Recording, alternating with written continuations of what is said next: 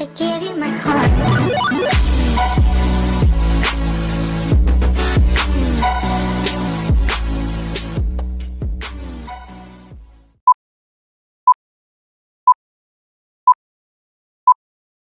Ulitin ko na lang yung questions, pero may nagtatanong kasi na parang sinabi daw ng gobyerno or sinabi ko lahat bibigyan. Let me clarify po that. From the start, we've been very, very clear that there are 24.6 million Filipino families. Okay? And then let me inject another thing we have to clarify, household.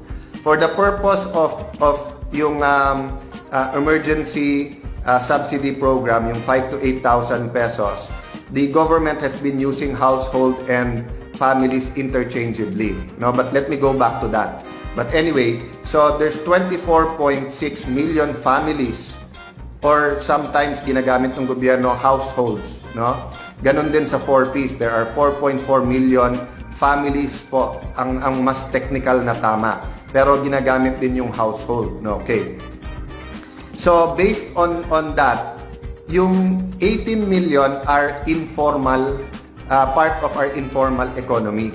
Yung 6.6 million families are part of the formal economy. Iba po ang programa dyan. Doon po sa 6.6 million families po yun, so that's more than 30 million Filipinos. Yan po, may mga programang existing dyan, like sa DOLE. For example po, yung natigil at hindi nagsusweldo ngayon, pero nagbabayad kayo sa SSS. Yung isa po, yung binabanggit ni Sexani Dominguez sa akin kahapon, that they're working on a big program, no, for micro, small, and medium enterprises. Hindi ko siya pangungunahan.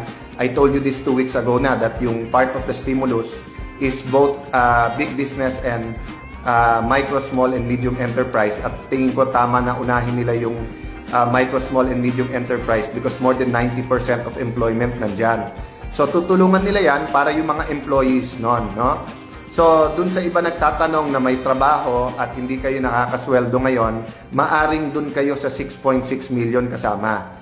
So ang sinabi po namin, kung qualified kayo sa 18 million, lahat kayo dapat meron. Now there was some confusion po on the forms because nga po of the interpretation and the guidelines. So I got a chance to speak to Sec Dominguez and Sec Rolly Bautista, Yusek Amy, and the Office of Senator Bongo kahapon. Nagkaroon kami ng mabilisan na pag-uusap sa telepono. And kung titignan mo kasi yung guidelines, yung SAC or yung Social Amelioration Card, ito ay ginagamit pang-identify. Pero ang nangyari sa implementation, kung ilan lang ang ibibigay sa city mo, yun din lang ang number of forms, di ba? So going back to the household, no? Kung titignan niyo po sa dictionary, ang nakalagay po ng meaning ng household, it's number of people in a house and measured as a unit, no? Other definitions is yung laman ng bahay, pero halimbawa sabay kayo kumakain or preparation and everything.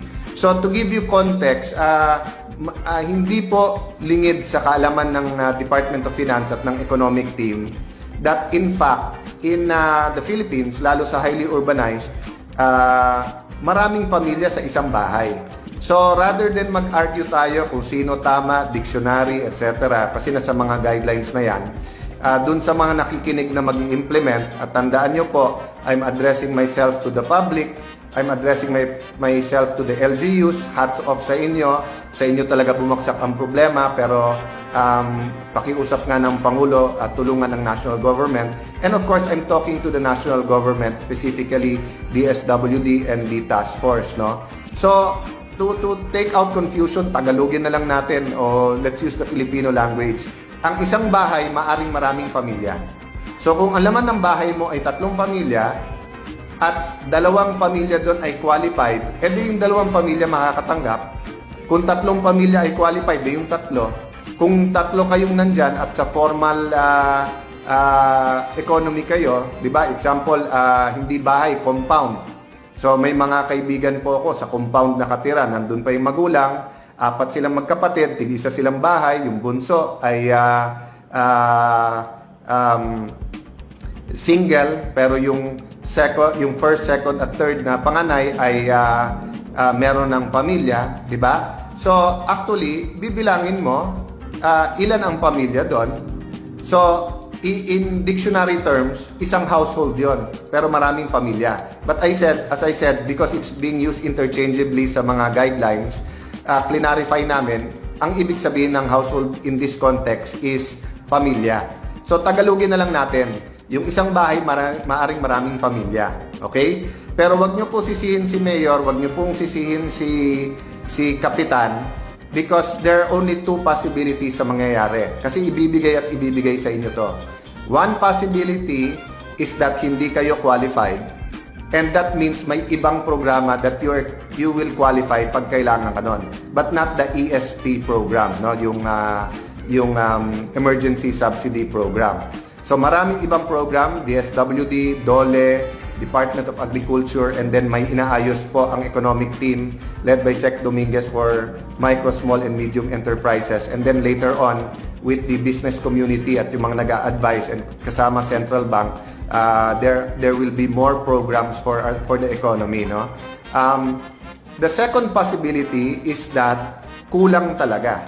Meaning, sa census, 50,000 households, and then 30,000 ang bibigyan, but in reality 70,000 na kayo at dapat bigyan ay 35. So dito po tayo nakikiusap na hindi sapat sa crisis na to yung whole of government approach. Whole of government po, ibig sabihin hindi magtuturoan yung gobyerno kay local government, national government, barangay, interagency, kongreso, executive, kailangan magtulong-tulong. This is really an all-of-people approach. Tayo-tayo na ang magtulungan lahat, no? So, yung isang question po ng isang reporter na tinatanong, yung sinasabi daw ng ibang kapitan ay maghati-hati sa isang bahay. This may be a creative way to help and get you the help muna. So, mag-uusap po ulit kami ng DSWD today. May 2 USEC po na ibinigay po na contact, may matrix na po kami ng mga guidelines, may mga suggestion, may mga may mga very successful na nagawa together. One example po niyan is with COA, and let me thank Sec Rolly and USEC Amy and Deputy Speaker El Rey Villafuerte, and of course thank you to Chairman Aguinaldo. By working together, naayos nila yung guidelines ng COA kasi under the existing guidelines ng COA before this emergency, pag meron pang unliquidated yung LGU, hindi pwede mag-download yung DSWD.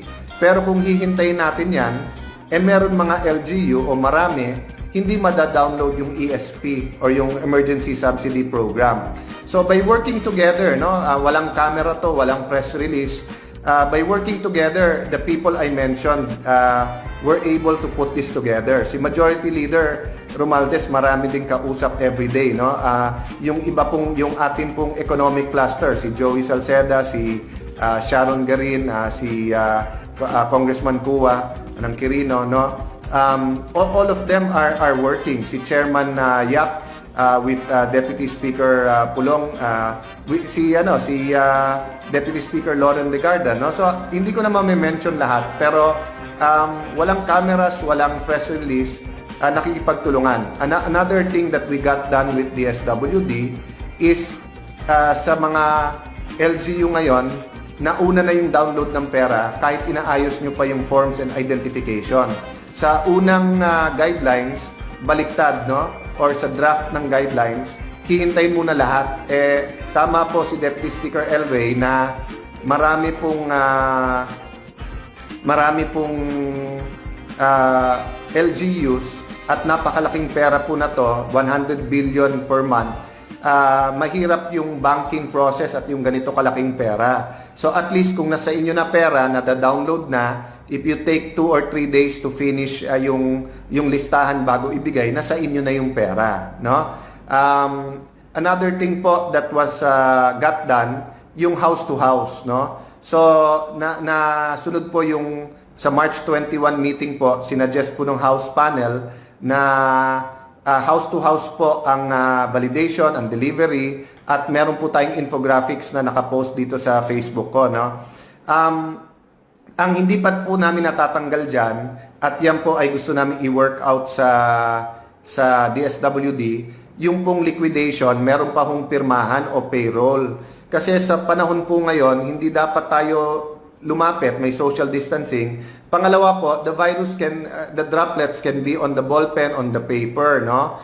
So ito po so far is not a COA regulation. But wala namang masama na makipag-ugnayan sa COA ang executive branch, no? So far, it is the bureaucracy or the DSWD. And hindi po natin masisi ang DSWD because in the past, pag wala yan, sila pa nakakasuhan.